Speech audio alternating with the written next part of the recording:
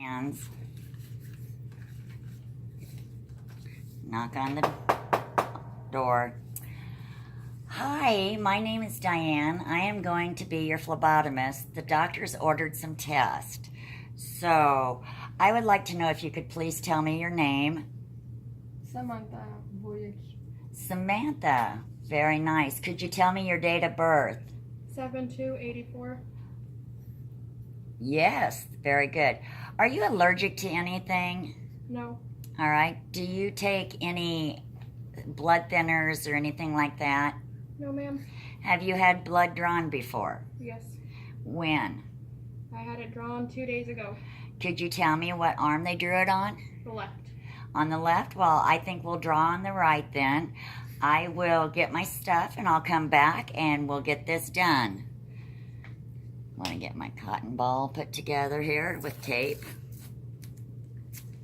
And I do that before I put gloves on because sometimes people don't leave a courtesy corner and it's very hard to get the tape started with gloves on and it sticks to you. I've already sanitized my hands, so now I can put my gloves on.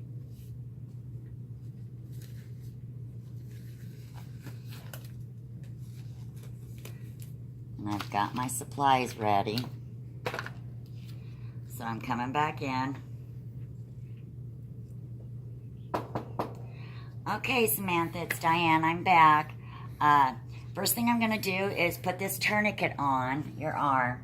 It might feel a little tight, but it's just going to be for a little bit so I can find a good vein.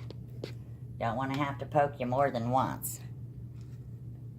I'm going to open the alcohol pad using a pressure, light touch to fill.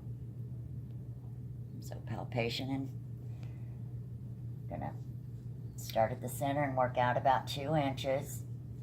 I'm going to leave a corner of the alcohol pad to where I just cleaned so I don't forget when I get ready to stick. I'm going to undo my tourniquet. I'm going to gather my supplies. For this, we're going to be using a butterfly and syringe technique. So first I'm going to open the syringe up. Then I'm going to pull the plunger back to make sure it's not stuck. Wow, that one was stuck. It's a good thing we did that. Make it so it's not stuck. Then we're going to open up the butterfly. Going to take off the little ribbon here. Okay, so got everything apart. I'm going to take my syringe out, hold it up so this doesn't get touched because then you're going to end up contaminating it. Twist off the cap. Then I'm going to bring them together in the center, twist it. Now I'm good and nothing has been contaminated. So the next thing I'm going to do is I'm going to reconnect and tighten the tourniquet. So I put the tourniquet back on. I know where I've done, so I don't want to touch it again. I'm going to pull off the cap of the needle. I'm going to pull the skin taut with my thumb.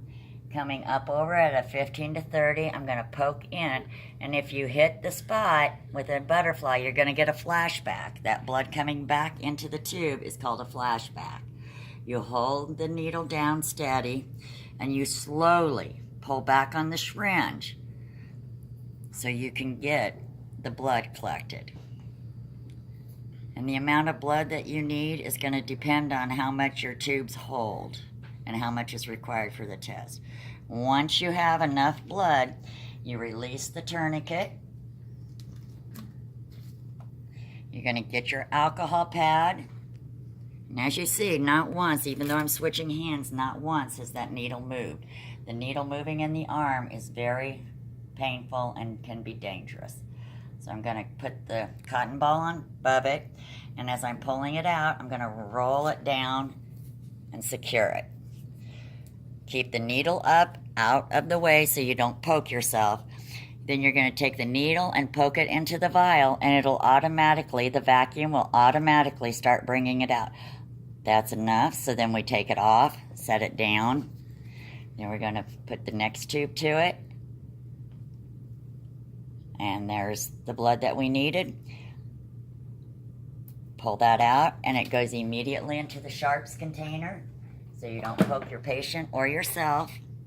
Okay, gonna look at my tubes. Gonna verify I have the patient's name, and I'm gonna verify I have the patient's ID on here. Then I need to make sure I have the current date, the time I drew it, and my initials. I want to compare it to the ID band. I'm going to put it into the biohazard bag. Then we're going to send it off to the lab. Then I'm going to make sure I clean up my station and take things off of the patient. They don't want the alcohol left on them or anything else. And then I'm going to make sure I check before I walk out of the room. Lift up to make sure the patient's not bleeding. Then I'm going to take my gloves off, wash my hands, and be done. If the person was bleeding, you're going to want to hold it, apply pressure, and lift it up the extremity and then you're going to let the nurse know that it took a little bit of time for the patient to stop bleeding. Okay? All right, thank you.